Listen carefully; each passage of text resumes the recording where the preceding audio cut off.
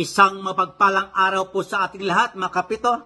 At bago po tayo tumuloy sa isang maikling aralin, ay batiin po muna natin na maligayang kaarawan ang mga sumusunod. Maligayang kaarawan kay Adajet Lower, Abet C. Odtohan, kay Jun Estacio, kay Ruel San Joaquin Lizano, Manny Camacho, Joseph Constantino, kay Eduardo Parolena, at ganon din po kay Dabul Victoria. Maligayang kaarawan po sa inyong 8 at naway bigyan pa kayo ng ating poong may kapal na marami pong taon na puno ng pagpapala at ligtas sa lahat ng oras na malayo sa sakit at karamdaman. Maligayang kaarawan po. At ganun din po, shout out po kila Ferdinand Agabaw Malse ng SBP Isabela, kay Julius Caesar Buco, isa pong freelance referee, kung saan po siya nag-referee, kung anong grupo, at ganun din po kay Coronel Bubot Tungol, one of the NCAA Centennial referee ngayon po. Si Bubot Tungol po ay since 1990 ay kasama ko na po sa BAP. Ay veterano ng referee na po yan, kahit saan po yan, nag-referee sa NPBL, nag-referee sa UAAP, lahat na po ng gera, nasa bakan na niya. Okay po, ang ating pong tatalakayin sa araw na ito ay isang sitwasyon na dinulog sa akin ni kasamang Hermie Castillo ng BAP Las Piñas Roll the Ball. Ito po ang sitwasyon. Nag-inbound po doon ang Team A, yung A1 sa N-line, after a foul. So, nag-inbound siya after a foul, pinagulong ang bola, at ang bola po ay tumigil na sa front court, ayaw hawakan ng A2. Nung ayaw hawakan ng A2, yung B1, B2, B3, B4, B5, nakatayo lang daw po, walang ginagawa, nakatunga nga, pinagamas na lang ang bola. At ang sabi niya, after 15 minutes, lagpas po isang 10 minutes nga po, isang quarter isa't kalahating quarter yon, tagal po yon. Pumito siya, pinatigil niya yung laro, at tinawag yung captain po ng Team A. Team A lang tinawagan niya. Sinabi niya, pag hindi niya natuloy maglaro, ay ipaporfect niya yung game.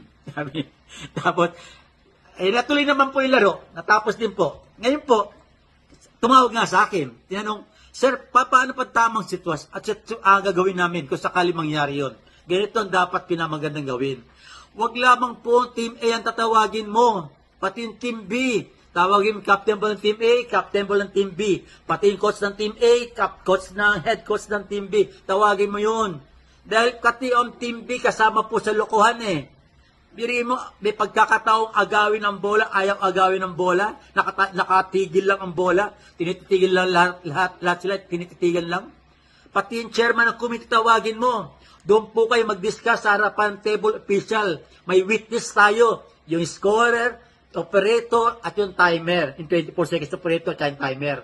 Kung may assistant scorer pa, yung assistant scorer. Nandun po sa harapan ng table official, mag-discuss po kayo doon. At sabihin mo sa Team A, Team B, pag inulit nyo ulit Iran, I'm going to forfeit the game. Pareho kayong dalawa forfeit. Talo po kayo. Bakit ay forfeit natin? Baka kung sabihin ng mga coaches, ref, wala naman sa rules yan. But, meron po yan sa Article 46. Ano yung Article 46? Yung Article 46, Crew Chief Duties and Powers. Nakasaod po yan doon sa Article 46.14.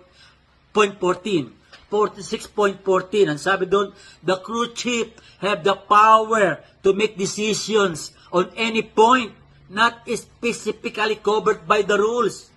Yan pong ipangdiinan na sa kanila. May power kami. Kasi po, nagluloko na po tayo eh. Bilhin niyo po yung mga taong nanonood, pila pa sa labas yan. Baka may bayad pa nga yan eh. Para manood isang magandang laban, tapos ganun po makita nila. Ganyan din po sa organizing committee. Bilhin mo organizing committee, napakahirap po magpaliga, magtayo ng tournament. Tapos ganun ang kakahitapnan, naglulukuhan lang. Ganyan din po yung mga player. Yung Team A, Team B, nagka-practice po yan. Dugot pawis, nagka-practice po yan. Tapos ganun, pagdating ng court, nagluloko lang tayo. At hindi po sa referee, sa amin, sa mga referee. Biri sa bawat tawag namin ng foul at violation, angal dito, angal doon. Minsan may mura pa. Diba? Eh, gagawin sa amin yun, ginagago nyo ng referee, binabastos pa. Wala na po yung spirit ng laro ng basketball eh. Kaya titigil na po yun.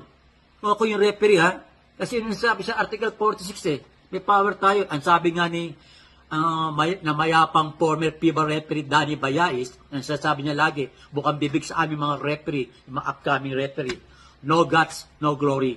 Magkaroon tayo ng guts. Panindigan natin, trabaho natin. Dapat alam natin yung gagawin natin at ginagawa natin sa loob ng court. Maliwanag ko ba tayo? Kaya meron tayong tapang. Panindigan natin na sa loob tayo ng court. We are the judge. We are educator. And we are the first doctor in the court. Yan po ang trabaho ng referee. Kaya kailangan po, ganun po ang ating, kung sakali mangyari po, yun po aking payo, ang suggestion ko, opinion ko. Kasi wala po yan sa OBRI. Hanapin nyo po yun. Pero kung nagloloko na po ang dalawang team, abay, pwede nyo itigil yan. Tignan nyo Article 46. Nakasaad po doon. Ganun po, ayan po ang ating maikling aralin. At nawa, bago po tayo magwakas, ay wag po natin kalimutang mag-like, mag-share, mag-follow, at mag-subscribe sa aking YouTube channel. Maligayang araw po. Ito po muli ang inyong abang lingkod, former FIBA referee Eto Camarongan, na nagsabing, pagpalain nawa tayo ng ating pong may kapal. Bye-bye.